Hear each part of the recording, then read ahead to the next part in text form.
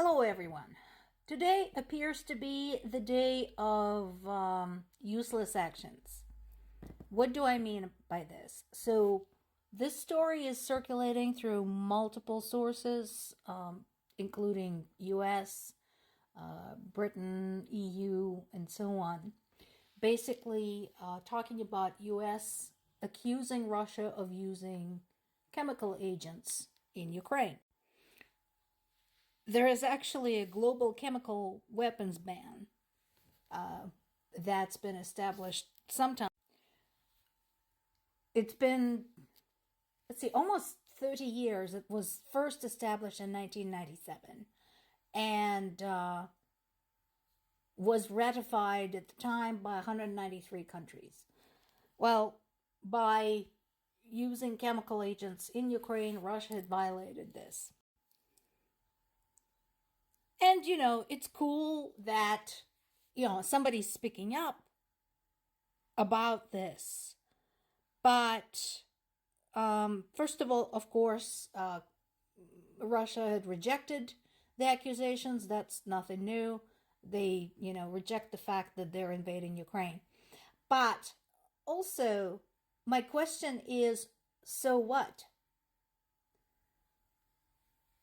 As a friend of mine pointed out, who is very well versed in history, there's been a lot of agreements signed between the end of World War II and now without any mechanism for either implementing them or delivering some type of ramifications after the agreement is breached.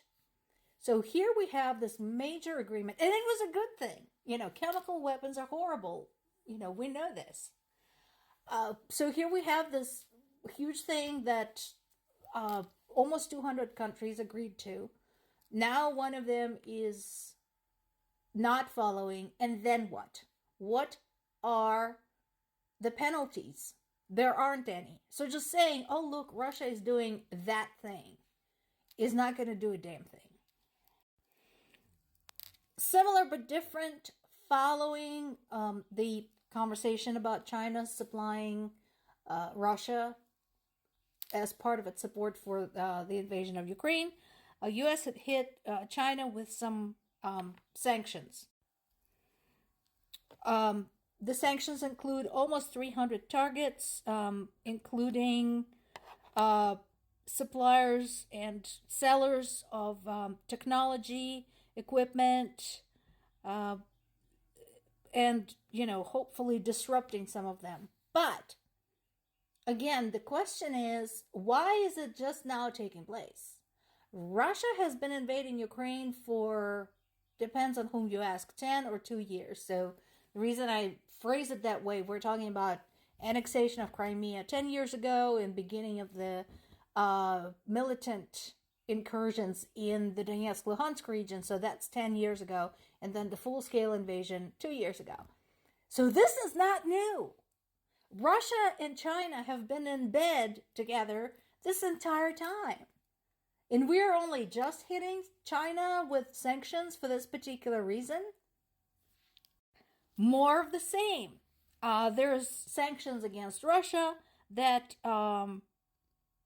target weapons development and ban uranium imports for nuclear power. Hang on a second. Do you understand what that means? Does this sink in? So this means up until now we have been buying uranium from Russia for United States nuclear power plants. And if you look at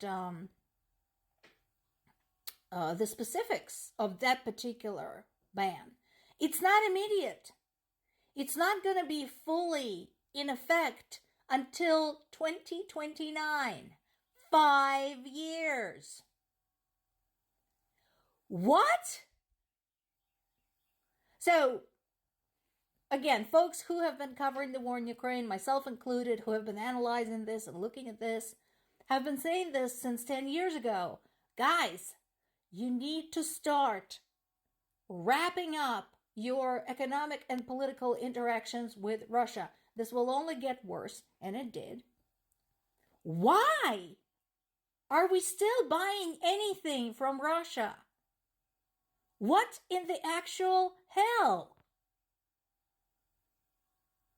And we are just talking about ending one branch of trade with Russia. But it's a big one. Uranium. Hello? Like, this doesn't make any sense whatsoever. Meanwhile, of course, in addition to denial, its use of illegal weapons, and I'm sure lots of other things that they have carried out in Ukraine, Russia continues pushing in, because remember, we talked about this, as sophisticated as Pentagon channels might be for delivering supplies and weapons to other places, including places in a state of war, it still takes time. So meanwhile, Ukrainian military is struggling to hold on. There's been another missile strike in the Ukrainian town of Deharchi, and this is in the Kharkiv region. As the result, 6 children were injured. And again, hundreds of Ukrainian children have been killed and injured in this war so far. Why isn't there like a big national, multinational outcry? Where is Amnesty? Where is human rights group? All of those guys. Where are they? Where are the children's rights groups? We're not even talking about the thousands of Ukrainian children who were forcibly removed to Russia. By the way, that bit is actually getting worse. Apparently, they were also forcibly removing the disabled people to Russia to put them to work. What does that remind us of? Where have we seen this already? This is in Business Insider, so this is interesting and just goes back to the whole thing that the war in Ukraine is a lot more than just Ukraine. Basically, their speculation is that it's a question whether or not Russia will open a direct confrontation with NATO. And it might not, but it's going to continue interfering in various areas of NATO members.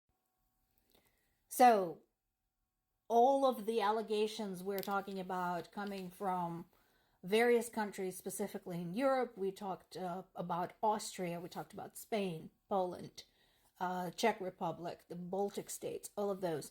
Everywhere we found traces of Russia attempting to interfere with elections, attempting to interfere with businesses, launching their spy networks, interfering with the social media operations, and so on and so forth. That will keep happening. And once again, my question is, well, now that you have arrived at this conclusion, which wasn't particularly difficult because the evidence has been there for a while, now what? Again, we talked about this. For these people, sanctions do not work. They don't care. They are bullies. Bullies only understand brute force.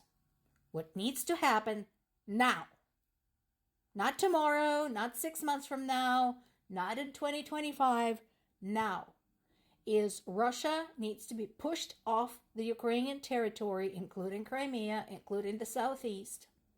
And there needs to be a buffer zone, armed to the teeth, all along the border with Russia and with Belarus, because Belarus is just Russia's poodle. It needs to happen now.